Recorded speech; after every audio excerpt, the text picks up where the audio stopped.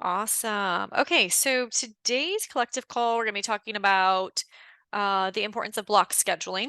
And I've been doing block scheduling for years because I love to do so many things on a daily basis.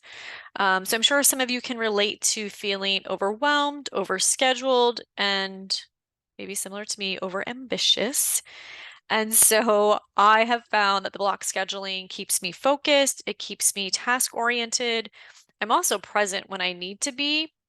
It allows me to take action and feel accomplished, which if you have a million things on your to-do list, you may never feel like you get anything accomplished on a daily basis. So it's also helped me with turning my vision into reality, which is why I create vision boards and why I do my fridge model. But in order to execute my 3-year vision, my 1 year and all that, which is this, I have found that block scheduling helps me. So I have been doing this, like I said, for 3 years. And when you think about block scheduling, you're going to think about generic time of like topic specific or role specific. We're not going to do your whole to-do list on this block scheduling. So don't think that you need to know what you're going to be doing because this block schedule is going to be something you use week after week. So your workout time, your, appointment time. For me, you'll see when I show you my examples, I've got like my music compound world, I've got my stroke it world, I've got my book world, and then I have my hobby world, which is tennis. So depending on the season or the quarter, that may change. But to give you an idea, this was my schedule a couple years, this was last year's schedule when I was working at my State Road 64. So you're going to see where I've got like cattlemen, State Road 64 time. You're going to see where I have my workout time, my love time, because being committed to my marriage is a priority of mine. So this was what I was using last year. This has been my most recent one. And you'll see where I've got like fitness, all my fitness first thing. Then you'll see podcasting, calls, MC time. And you'll see there's a lot of blank space. And that's really like for um, me to be able to use for flexibility, or if a friend calls me and they're like, hey, can you go to lunch? I know I can do coffee, or I know I can do breakfast, or I know like Fridays I have a lot of flexibility, so I will tend to book people on Fridays.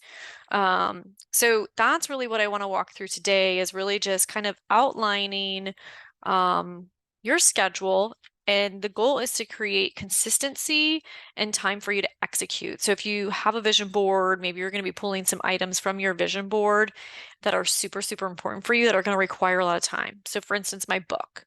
My book requires me to write, 3 to 6 hours per week. Well, if I don't have that writing time scheduled, then I'm not going to actually dedicate the time to write, and week after week are going to go by, and then I haven't did anything for my book. So the why you want to create this block schedule: sanity, clarity, clear direction, and communication. So I also put this schedule on my refrigerator. That way, my husband knows what I have going on during the week. So when he sees the little hearts, he knows that that's his time. Or he knows the nights I'm going to be home and I'm cooking him dinner, or the nights I'm not going to be home and cooking dinner. So it's also a great tool for communication. And I can also communicate with my team when and where I'm going to be, so they know when they can, reach out or when I'm going to be on site to support them. What is on there? So once again, we're going to do time slots, and it's going to be hours associated with a role, not task oriented. So maybe you're like, for you, for Janet, yours is maybe be like showing homes or maybe marketing homes or like searching for listings. But within that whole same block, it's going to be real estate. Or if it's like the spa, you're going to allocate that too. I tend to allocate time for myself, time for my job, my health and wealth, growth and passion. So start thinking about those topics. And obviously, we're going to want downtime and free time. Downtime is for resting, which we all need rest. For years, I did not rest, kept on that hamster wheel, and I felt really, really guilty. It's a great time for you to recharge. So we're going to schedule that. And how you're going to do it is what we're going to be talking about today. So I want you to start thinking about your schedule. Like start thinking about like what time do you wake up? What time does your partner wake up? Your kids, your dog? Because some of you have puppies. My husband wants a puppy. I'm like, no. What time do you go to work? It may be the same time every day. It may be different. So for me, my schedule is different every single day, depending on calls, courses, things like that, hobbies, downtime, and we need our me time. We're not going to put me time on the schedule though. That me time is going to be you're working out, you're connecting with friends, you're resting. So we're going to identify what that me time looks like, but we're not going to put actual me time on the calendar because you'll never do that. So it's going to be movement, it's going to be connections, things like that. Um, and then when there's drive time associated, so for instance, like Mondays for me is my MC day. So I get there at 10:30, sometimes it's 11, but 10:30. Don't put that drive time in that pocket because that drive time is going to be like white space and free time because that's where you're going to maybe put like listen to a podcast, listen to an audible book, or that's just going to be your moment of silence. It's going to create some white space, even though it's like you're potentially driving to your work. If you are by yourself too, it is considered a little bit of alone time. At least that's how I think about it. Um, when we're talking about like growth and wealth, um, I typically will do that stuff like on Fridays or Saturdays, but some of them, like the Zoom calls, I'm part of a couple coaching platforms. It's really growth. So that's gonna be color coordinating, which we're going to do too. So I think the easiest way to get started with it is to just start with what is the same every single week, or what do you need to put on there first as far as your work schedule? Or maybe it's like drop off with the kids. Um, what is it that you can just put on a schedule? So if you did get my email, you'll have that weekly schedule.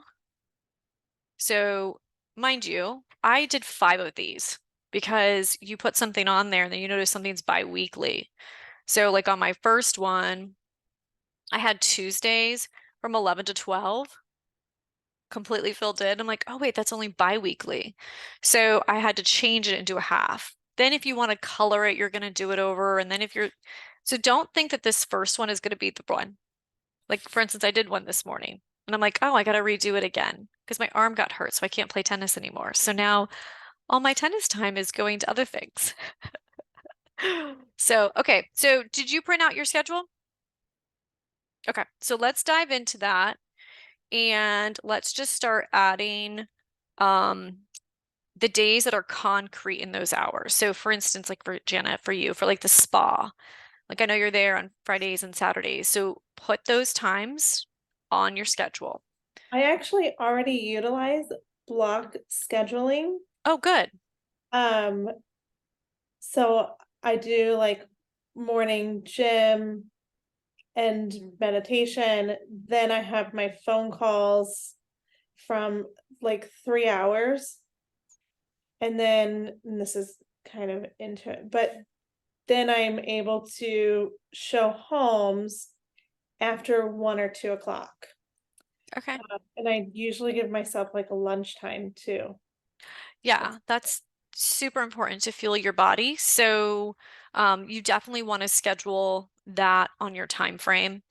Um, I we've all heard the saying, work hard, play hard. I'm all about, play hard first. So what can you do for yourself first? So whether it's, snuggling with your partner, doing your meditation, working out, do you first thing in the morning because obviously you're going to have a really great mindset. You're going to be able to handle curveballs.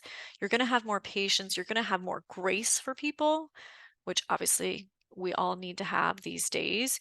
So start thinking about that and block those times out. So if you are listening to the recording, you can pause this and start creating a block schedule for yourself.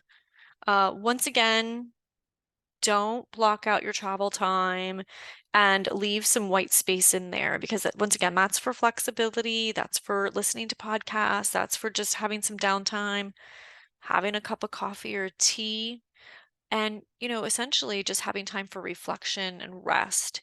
And like Jana had said, scheduling time to eat is super, super important. So on one of my schedules, I think on this one is what I have it on.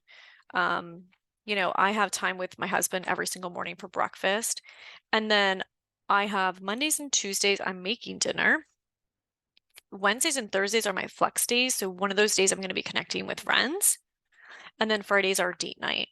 So he knows that he can expect me to make dinner every Monday and Tuesday.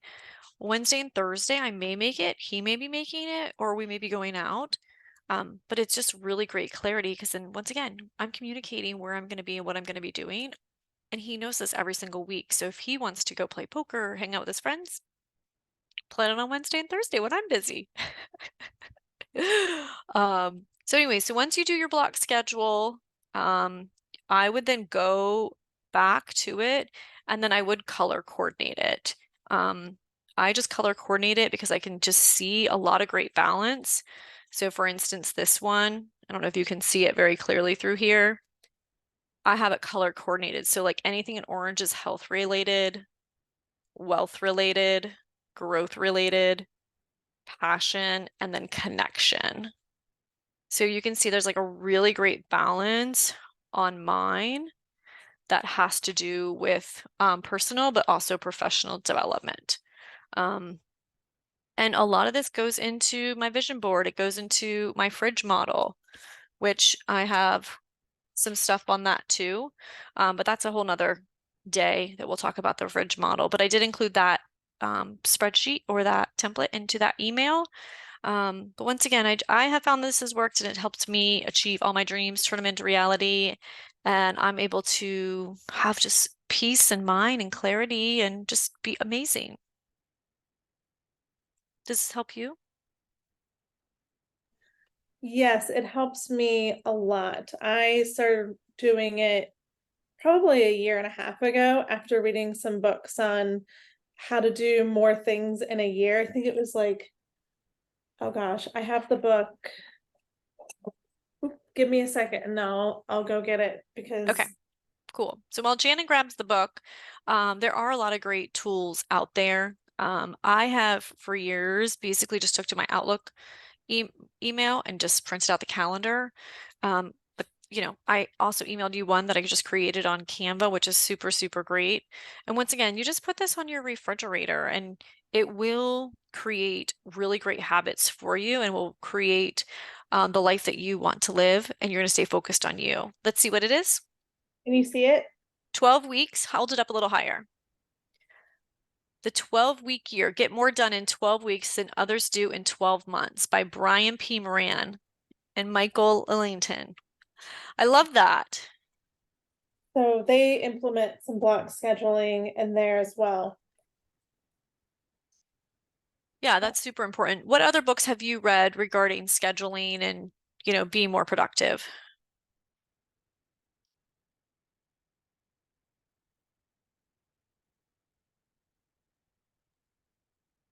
I I read a lot, so I'm trying to think, but make it, don't fake it, authentic leadership. This one is by Jeffrey Moore. Awesome. So I've read a lot, but I'm sorry, I'm blanking on No, that's okay. I'm putting most you of on the them spot. So, are real estate, never split the difference. I'm like, oh yeah, that's a great book. Yeah, that's a great book. So, anyways, well, once again, I want to be cautious of everyone's time. I just wanted to provide some snippets as far as like block scheduling and how it can impact you. And I would be curious to see what your block schedules look like. And when you print the schedule, if you didn't print my template, do Sunday through Saturday, and then make sure to schedule that downtime on the weekend, where that's going to be you laying in bed or taking walks or watching Netflix and just being lazy. I think a lot of times we're always like, we got to be on the go, be productive. And I think that comes into just being ambitious, but maybe like for me, it was like self-worth and like my worth was based on my productivity. So I always feel like I have to be productive or I don't really have much self-worth, which I have changed that mindset recently, which is great. But if you have more questions about this, you want to dive more into this, let me know. Also, my refrigerator model, I'm going to be doing some videos on that. And that's all about breaking down your vision board and then creating a monthly action plan where you highlight your drivers and the tasks associated with those that you have to accomplish on a monthly basis, which kind of goes into the whole time block schedule. But if you're interested in that, let me know. And I wish you a beautiful day.